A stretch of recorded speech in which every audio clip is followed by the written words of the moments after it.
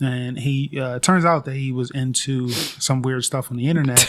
And he made a comment about a pregnant lady who was in a swimming pool, and he called her a beautiful baby submarine.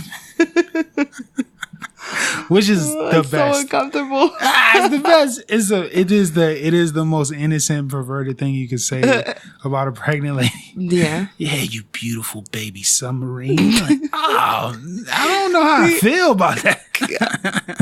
I don't know. Welcome to polysci.org. Almost there, just one more time. Welcome to polysci.org.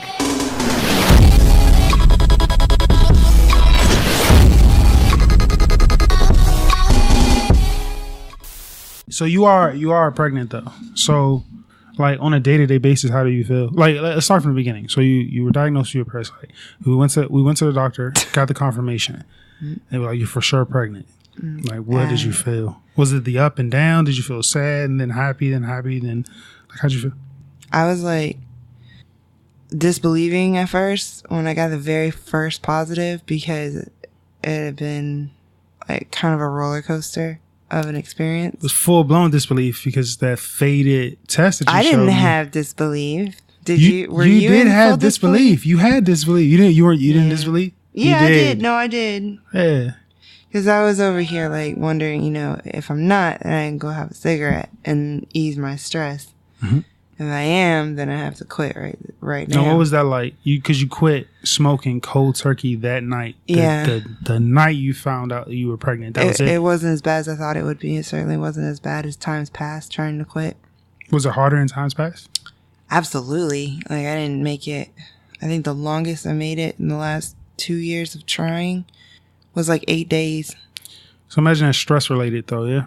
You had a much more stress related and having that escape hatch, like feeling like, why am I doing this to myself? What is it about smokers where it's like you get one foot out of the door and then it's like as soon as something bad happens, and it always seems that something bad does happen as soon as you quit smoking, you feel that you have to fall back on your old habits. That's true for some people, and it's true even for and it's true for others under certain circumstances. But I've heard so many stories of people like quitting, and like I know this one story of a lady who smoked like Virginia Slims for 50 years and then just decided one day to put them down, and like the next week her mother died.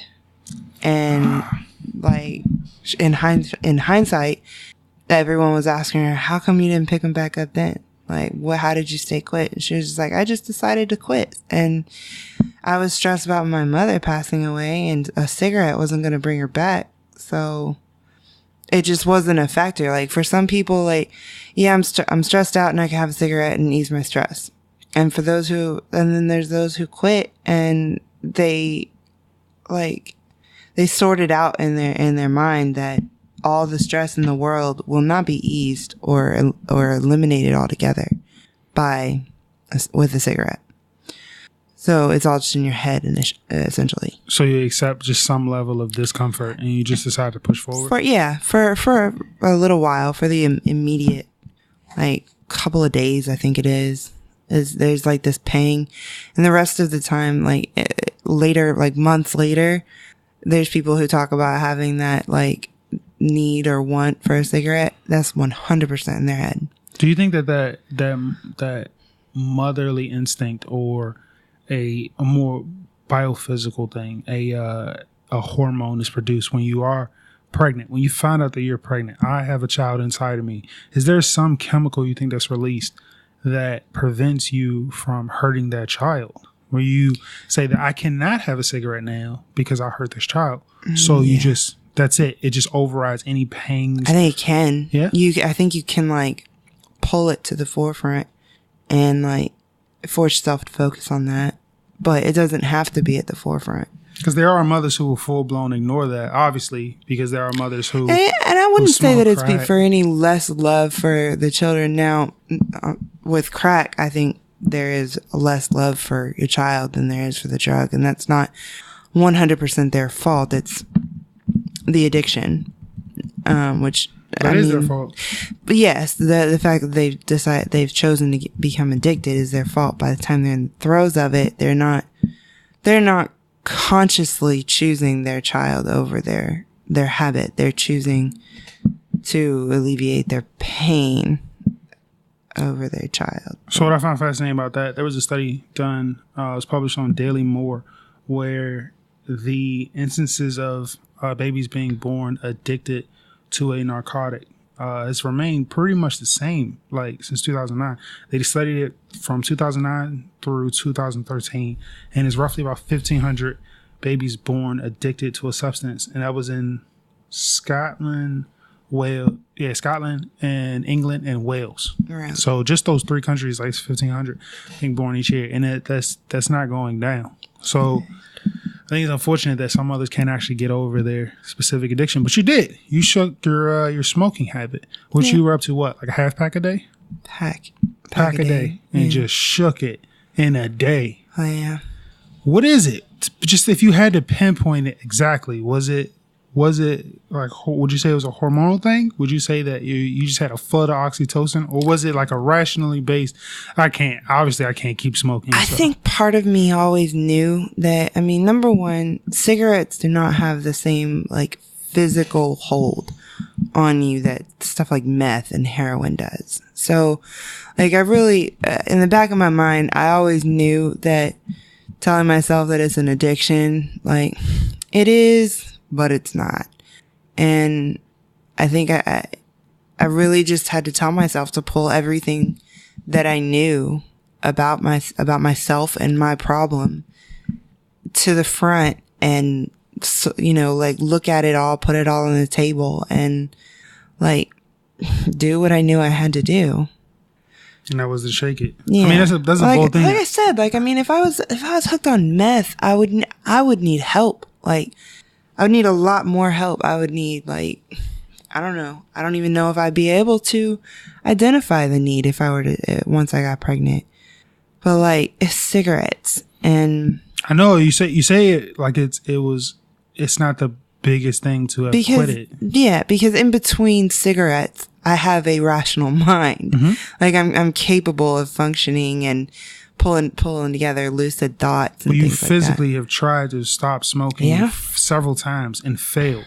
Yeah. But then, like, just making excuses for myself, you know, just, they're not that bad. I mean, every excuse in the book, you know, from. What is that? Not that bad. Like it's gonna take 3 decades. It'll take years. It'll take years before it kills me, and so I got plenty of time to quit, kind of thing. Gosh, and I think that's a problem a lot of people fall into. So just to throw out a quick stat: 45 million Americans are addicted to smoking. The e-cigarette industry is taking over now, and there's 2.5 million e-cigarette smokers, and of those, the biggest share goes to Enjoy, and then vapors, and then the next biggest one is Metro, and then Blue Ecigs comes after that. As a you try Blue, and they call it the smoking cessation type of thing. So you can smoke this water vapor, but even the studies have revealed that that isn't necessarily much better for you. It's still bad for you. Granted, it's not as bad as all of the stuff that's in cigarettes. Yeah. I mean, if you've seen the list of stuff that's in cigarettes, it's insanity. But when it comes down to e-cigs, it's like. It's significantly better, but still bad. Mm-hmm. I don't know. I just think you should be proud of the fact that like you went through everything you could to shake it, and then like, hey, you're pregnant. All right, well, this is over. We're done with this now. Right? And I wish that we could bottle that. Whether it's like it's something that got produced in your brain that caused you to be like, no more. I wish we could bottle it up and have people take it as a pill, or if it's just like a logic. Like, I wish that we could, like, part of me just feels like I got lucky more than anything. I wish you wrote it down or something. Like, I wish you could bottle up what exactly is it that changed it, because that is a stark before and after. Where it's like I'm assuming now you don't even have the desire for it. Not even a little bit. Every now and again, yeah, honestly, but like every hour, like I would be. You know that commercial where the cigarette commercial where there's a little guy who's like, it's all right, come on, time to go. I actually felt that. That's hilarious. Every now and again. It would be like, there just be a little thing that goes off in your head, like in the morning with your coffee, in the afternoon with every meal, after every meal, before some meals, when I get in the car, like when I hit the exit ramp. I mean, so like environmental triggers. I had a trigger for like certain ones, and then whatever time fillers in between. But those ones that were like, that are triggered by my environment, those are the ones that are hardest to shake. That's why this before and after is so fascinating, because your environment hasn't changed at all. No. Yet, still done with it. I don't know. I just find that fascinating. All right. So, next question for you is, how far along are you?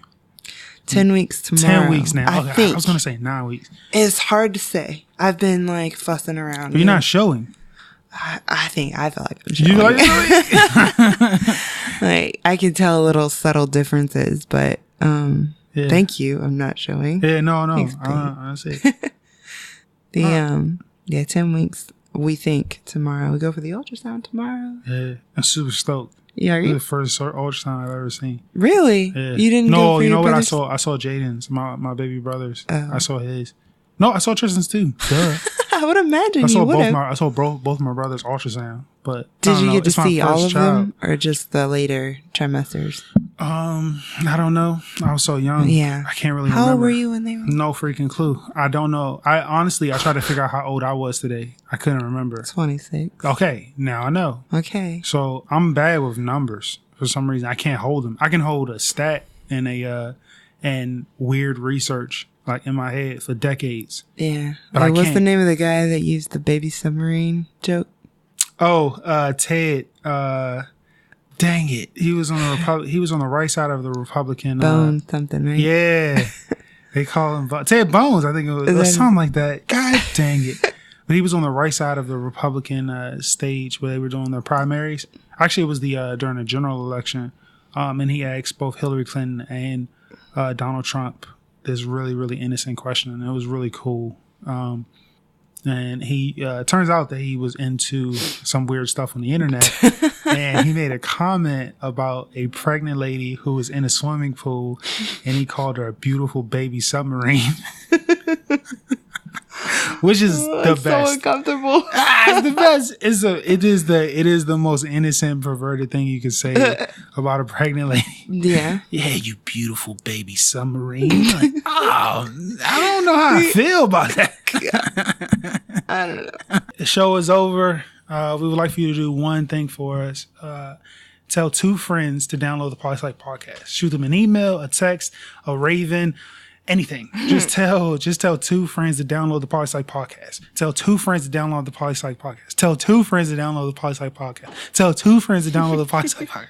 Tell 2 friends to download the Polypsych podcast. How many friends? No, like 4 or 5. I'm going to tell them all. Thanks, everyone.